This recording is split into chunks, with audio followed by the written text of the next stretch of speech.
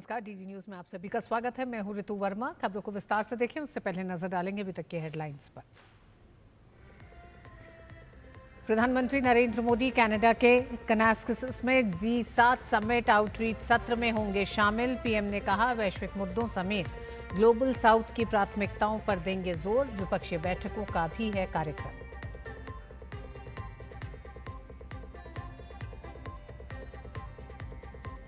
G7 summit बीच में छोड़कर America रवाना हुए डोनाल्ड ट्रंप। लोगों को दी तेहरान खाली करने की सलाह। तेहरान में भारतीय दूतावास ने भारतीय छात्रों को शहर से बाहर सुरक्षित स्थानों पर भेजा।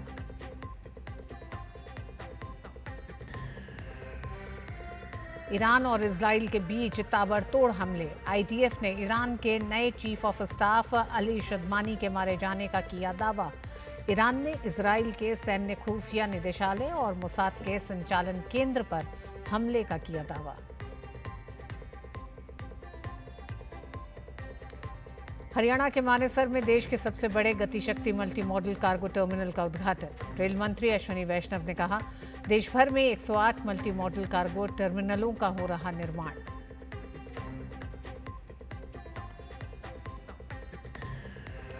और जातिगत जनगणना पर भाजपा ने कांग्रेस समेत इंडी गठबंधन को घेरा। वोट बैंक की सियासत का लगाया आरोप। पार्टी प्रवक्ता सुधांशु त्रिवेदी ने कहा इंडी गठबंधन की सोच सिर्फ अपने परिवार तक सीमित।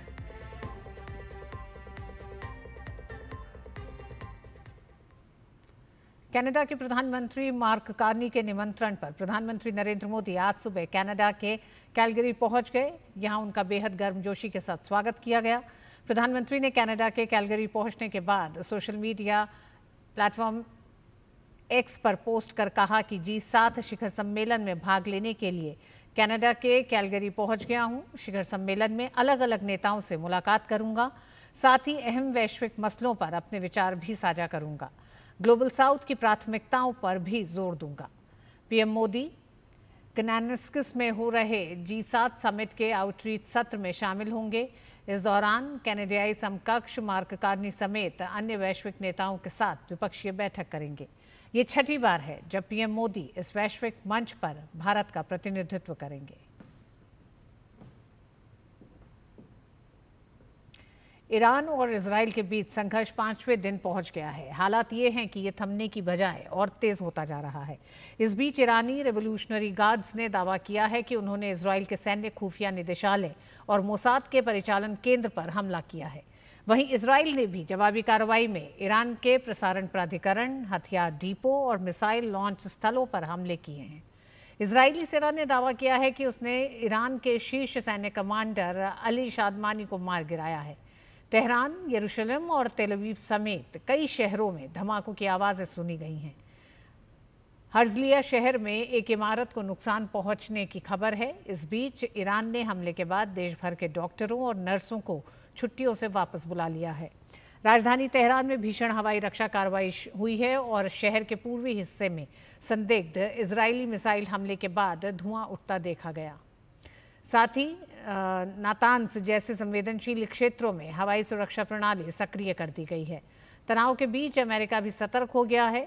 रॉयटर्स की रिपोर्ट के अनुसार अमेरिका ने यूरोप में बड़ी संख्या में ईंधन भरने वाले सैन्य विमानों को भेजा है और विमानवाहक पोत निमित्ज को मध्य पूर्व की ओर रवाना किया है। इस बीच अमेरिकी राष्ट्रपति डोनाल्ड ट्रंप ने भी हालात पर प्रतिक्रिया दी है। उन्होंने कहा कि वह ईरान के साथ परमाणु संकट का वास्तविक अंत चाहते हैं, जिसमें ईरान को पूरी तरह परमाणु हथियारों का त्याग करना होगा। ट्रंप ने संकेत दिया है कि अमेरिका की ओर से मध्य पूर्व में वार्ता के लिए विशेष दूत भेजे जा सकते हैं। इधर ईरानी संसद एक ऐसे विधेयक पर काम कर रही है जो देश को परमाणु अप्रसार संधि से बाहर निकालने की अनुमति दे सकता है। सरकार ने कहा है कि यह प्रस्ताव अभी प्रारंभिक चरण में है। और ईरान और इजराइल के बीच बढ़ते तनाव और सैन्य संघर्ष के बीच भारत सरकार ने ईरान में रह रहे अपने नागरिकों की सुरक्षा के लिए त्वरित कदम उठाए हैं। तेहरान में स्थित भारतीय दूतावास ने स्थानीय ईरानी अधिकारियों के साथ समन्वय कर तेहरान में रह रहे भारतीय छात्रों को सुरक्षित स्थानों में स्थानांतरित किया है। Tehran university of medical sciences, Islamic Azad university, Iran university of medical sciences और शहीद Beheshti university of medical sciences जैसे संस्थानों के छात्रों के लिए बसों की व्यवस्था की गई है। ये कदम तेहरान में इजरायली हमलों और ईरान की जवाबी कार्रवाइयों के कारण उत्पन्न खतरे को देखते हुए उठाया गया है। चूंकि ईरान के हवाई क्षेत्र के बंद होने के कारण हवाई निकासी संभव नहीं है, इसलिए भारतीय दूतावास ने वैकल्पिक मार्गों का उपयोग करते हुए लगभग 100 भारतीय नागरिकों को 16 जून को ईरान आर्मेनिया सीमा के माध्यम से सुरक्षित निकाला है। ईरान में अनुमानित 10,000 भारतीय नागरिक हैं, जिनमें 1595 से अधिक छात्र और 183 तीर्थयात्री शामिल हैं। भारतीय दूतावास ने उन भारतीय नागरिकों को जिनके पास स्वयं के परिवहन साधन उपलब्ध हैं, तेहरान छोड़कर सुरक्षित स्थानों पर जाने की सलाह दी है। ये सलाह ईरान की राजधानी तेहरान में अस्थिर स्थिति और आसपास होने वाली मिसाइल गतिविधियों के कारण जारी की गई है। इसके पहले भारतीय दूतावास ने संपर्क के लिए हेल्पलाइन नंबर जारी किए थे। तेहरान में हो रहे धमाकों के बीच भारतीय दूतावास ने ईरान में रहने वाले भारतीय नागरिकों के लिए एडवाइजरी जारी की है। भारत के नागरिक और भारतीय मूल के नागरिकों को तेहरान से बाहर सुरक्षित स्थान पर जाने की सलाह दी गई है। भारतीय दूतावास ने कहा है कि सभी भारतीय नागरिक जो तेहरान में हैं और दूतावास के संपर्क में नहीं हैं, उनसे अनुरोध है कि वे तुरंत तेहरान में भारतीय दूतावास से संपर्क करें और अपना स्थान और संपर्क नंबर प्रदान करें। भारतीय दूतावास ने हेल्पलाइन नंबर भी जारी किए हैं। ईरान और इजराइल में चल रहे घटनाक्रम के मद्देनजर भारतीय विदेश मंत्रालय ने 24/7 कंट्रोल रूम बनाया है। कंट्रोल रूम के कॉन्टैक्ट नंबर्स शेयर किए गए हैं। एक टोल फ्री नंबर भी जारी किया गया है।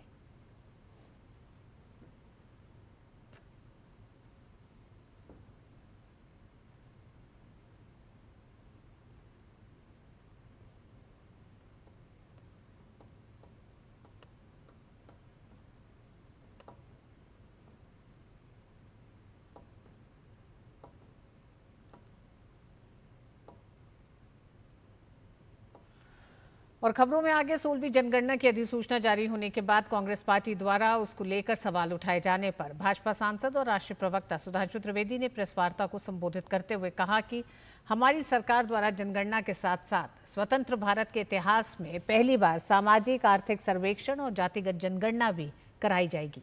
इसके पीछे हमारा उद्देश्य सभी जातियों की पहचान, सभी जातियों का सम्मान और अंतिम छोर तक खड़ी जातियों का उत्थान है।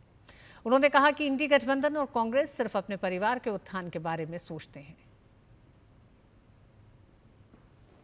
हमारी सरकार जिस विषय को लेकर सामाजिक और आर्थिक सर्वेक्षण और जातिगत जनगणना कराना चाह रही है, उसके पीछे हमारा उद्देश्य है सभी जातियों की पहचान, सभी जातियों को सम्मान और सबसे पिछले छोर पर खड़ी हुई जातियों का उत्थान।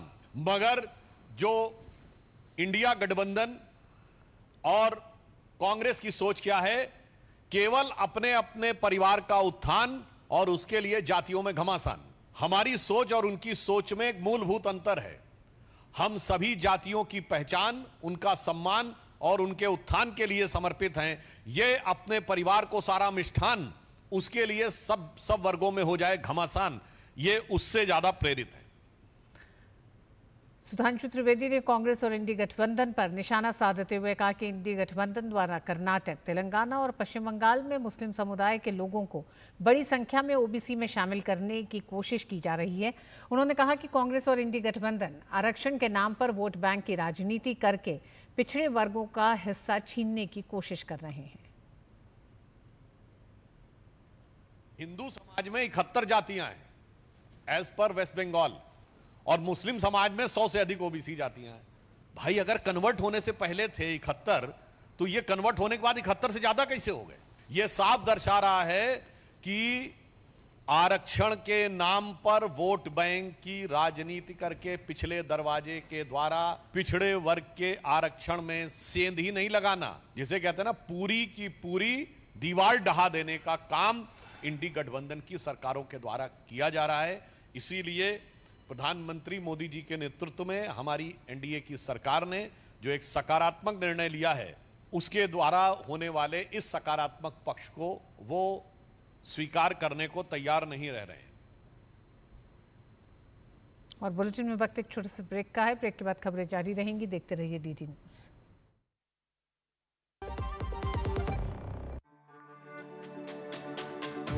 मेरी पसंद, मेरी पसंद, मेरी पसंद, मेरी पसंद, हमारी पसंद। हम सबकी पसंद। मजबूत देश का मजबूत सरिया हो गया स्टील। जो लक्ष्य चुना था समझ आने लगा है। जीएलए यूनिवर्सिटी, उच्च लक्ष्य की निश्चित प्राप्ति। रेल मंत्री अश्विनी वैष्णव ने मानेसर में देश के सबसे बड़े Gatishakti multi modal cargo terminal का उद्घाटन किया। इस मौके पर हरियाणा के मुख्यमंत्री नायब सिंह सैनी और मारुति सुजुकी के एमडी और सीईओ मौजूद रहे। इस प्रोजेक्ट का निर्माण मारुति सुजुकी के सहयोग से किया गया है। इस मौके पर रेल मंत्री अश्विनी वैष्णव ने कहा कि पीएम मोदी के नेतृत्व में पिछले 11 साल में कार्गो के क्षेत्र में बहुत काम किया है। साफ सफाई, नए तरह की टेक्नोलॉजी, नए तरह के प्रोजेक्ट मैनेजमेंट, हर तरह से यात्रियों की सुविधा, हर तरह से इंडस्ट्री को कैसे जोड़ना, इन सब पे मोदी जी ने इन 11 वर्षों में बहुत ध्यान दिया और उसका परिणाम है आज कई लेगेसी इश्यूज, पुरानी समस्याएं एक एक करके समाप्त हो रही है और उसका लाभ भी देश को मिल रहा है। पिछले साल 2024-25 का जो वर्ष था वो भारतीय रेलवे के लिए, देश के लिए, भारत के लिए एक बहुत ही अहम वर्ष था, क्योंकि अब भारत की रेलवे दुनिया में सेकंड पोजीशन पे आई कार्गो कैरिंग कैपेसिटी में और पैसेंजर कैरिंग में। तो एक तरीके से बड़ा एक माइलस्टोन अचीव हुआ है। इस माइलस्टोन को मेंटेन करना है, फैसिलिटीज़ को और सुधारना है। और इस मौके पर कार्गो ट्रेन को हरी झंडी दिखाकर रवाना किया गया। इस कार्गो टर्मिनल में क्या कुछ खास है, इसका जायजा लिया हमारे वरिष्ठ सहयोगी राजेश राज ने।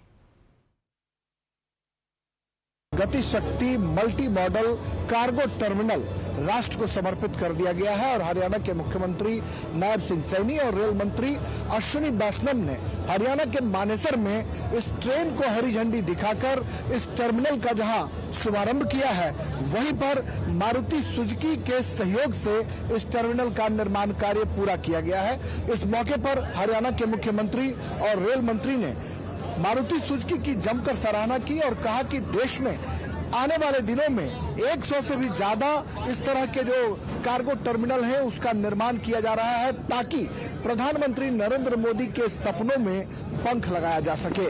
आने वाले दिनों में अमृत भारत स्टेशनों की तादाद जो है वो भी बढ़ेगी। अमृत भारत एक्सप्रेस ट्रेन का परिचालन भी शुरू होगा और इस जो कार्गो ट्रेन जो हमारी बाएं तरफ से गुजर रही है, हमारे कैमरामैन राधे कृष्ण आपको दिखा रहे हैं, इस ट्रेन के भीतर मारुति के तमाम प्रोडक्ट्स जो गाड़ियां हैं, जो लग्जरी गाड़ियां हैं, उसको सीधे तौर पर इस रेलवे स्टेशन से में सीधा ट्रेन के भीतर प्लेस किया गया है और इसे देश के विभिन्न हिस्सों तक पहुंचाने की कोशिश की जा रही है, क्योंकि इस तरह की जो सुविधाएं हैं वो एक तरफ जहां लॉजिस्टिक्स को बढ़ावा देने में मददगार साबित होंगे, वहीं खर्च को भी कम करने में सहायक साबित होंगे।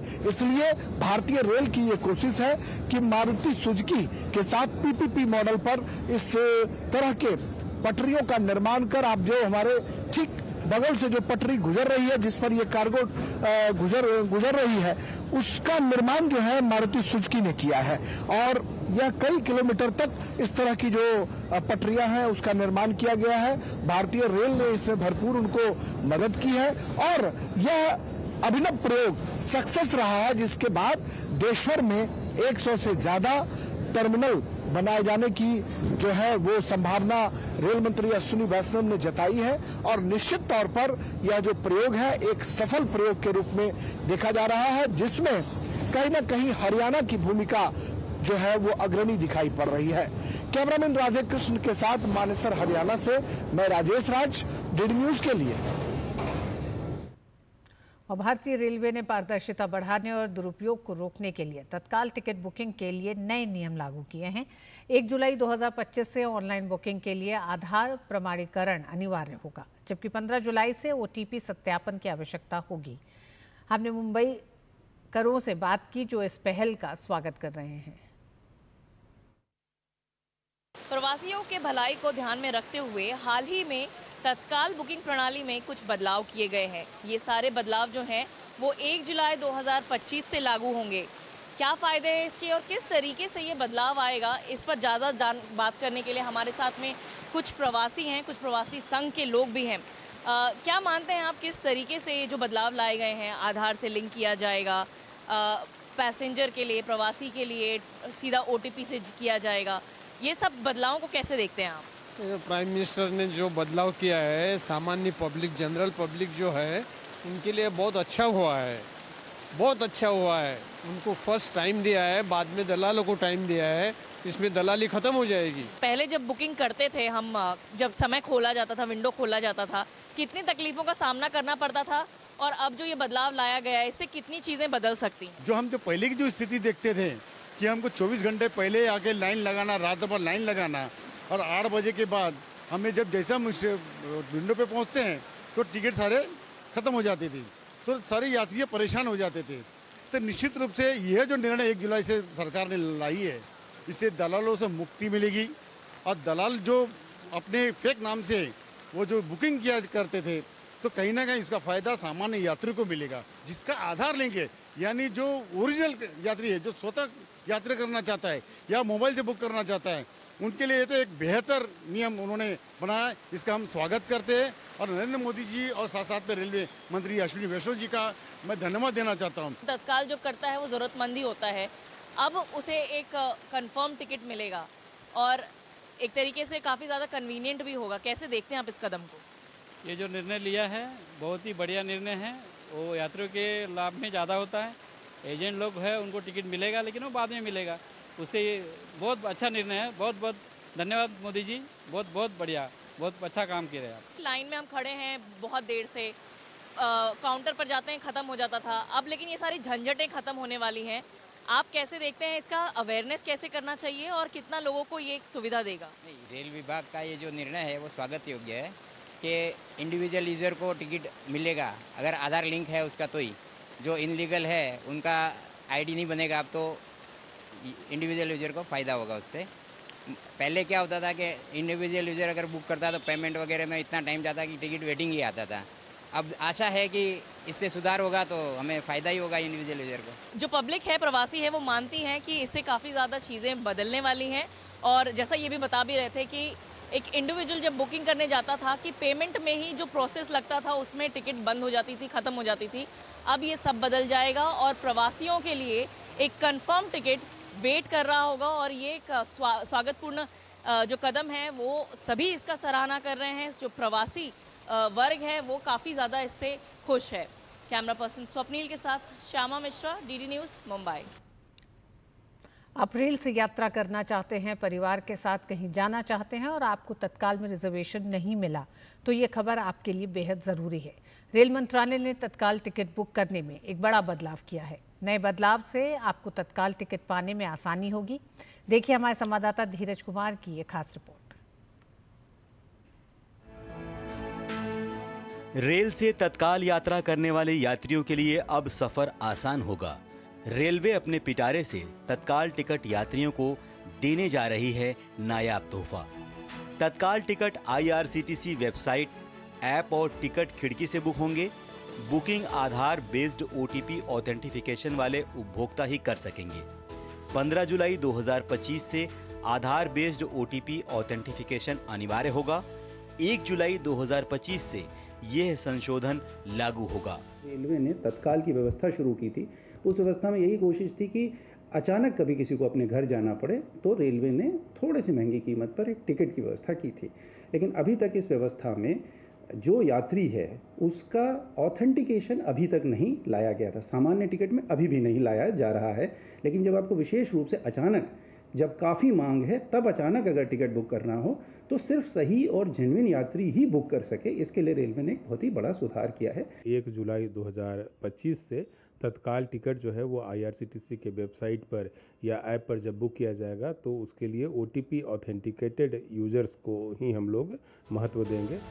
कंप्यूटराइज PRS काउंटर या अधिकृत एजेंट के माध्यम से तत्काल टिकट बुकिंग केवल OTP ऑथेंटिफिकेशन के बाद ही संभव होगी। OTP उपभोक्ता के रजिस्टर्ड मोबाइल पर भेजा जाएगा। यह व्यवस्था भी 15 जुलाई 2025 से लागू होगी।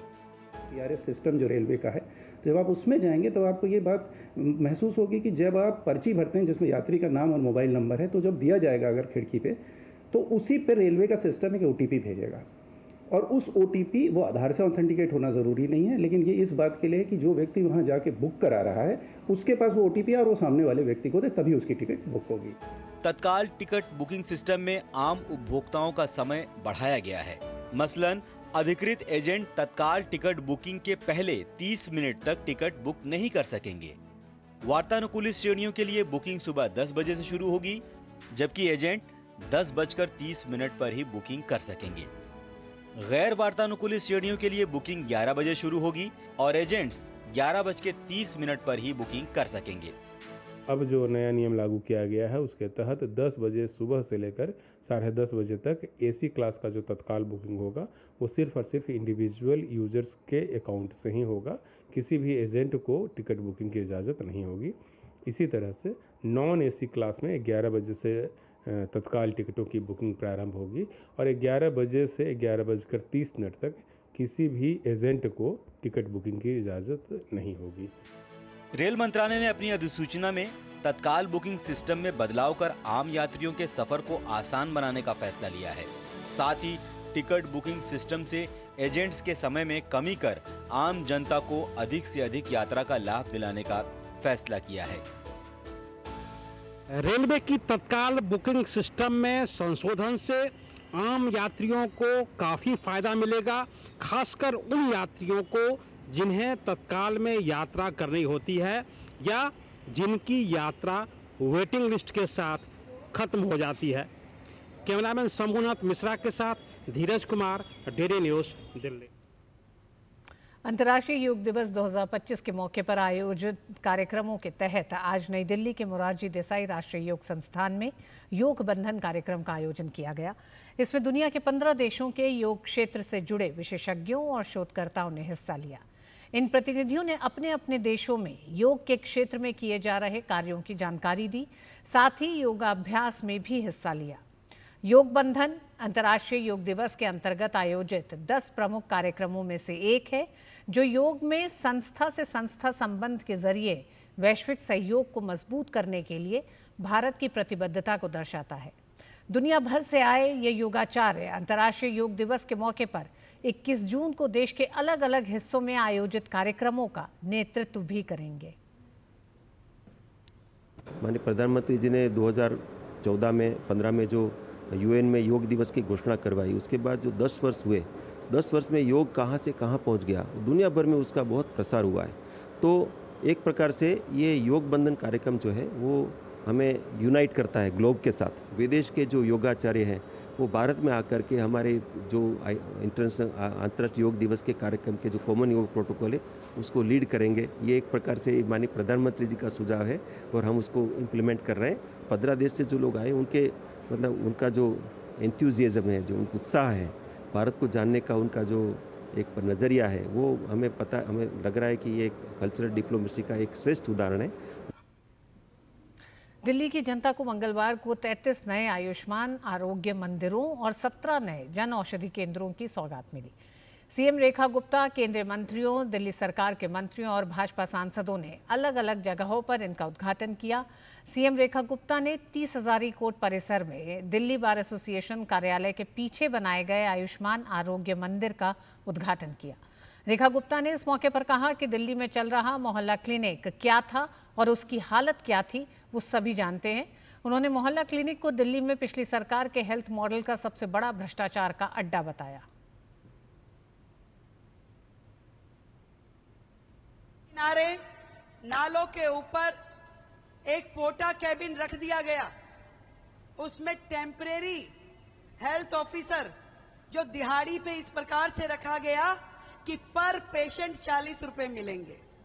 ना दवाई, ना मेडिकल केयर, ना किसी भी तरीके का क्योर, ना प्रिवेंशन। आप समझिए कि ये मोहल्ला क्लिनिक पिछली सरकार के हेल्थ मॉडल का सबसे बड़ा भ्रष्टाचार का अड्डा था। और इस बुलेटिन में बस इतना ही। नमस्कार।